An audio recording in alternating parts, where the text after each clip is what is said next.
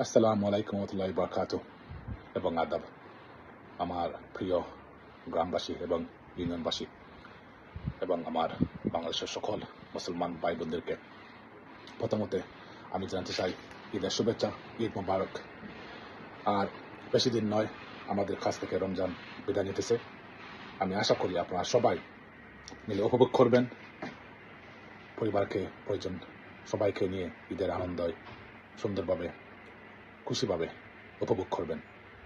আর ঈদ হচ্ছে এমন এক দিন, সারা মাস রোজা রাখার পর সবাই মিলে একসাথে সকালে উঠে গোসল করে ঈদের সুন্দর জামা কাপড় পরিধান করে দলে দলে আঁকিবদ্ধভাবে ঈদগাতে গিয়ে নামাজ পড়া, তারপরে খোলাখুলি করা, আবার বাড়িতে এসে সেমাই, সন্দেশ, পিঠা এইরকম আয়োজন যে যার যেভাবে ইচ্ছে সেভাবে সবাই মিলে খাওয়া দাওয়া করা হবে।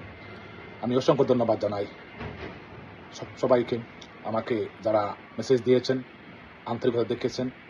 আমার পরিবারের পক্ষ থেকে সবাইকে ঈদের শুভেচ্ছা, ঈদ মোবারক এবং ঈদের সালাম। আসসালামু আলাইকুম ওয়া রাহমাতুল্লাহি ওয়া বারাকাতুহু।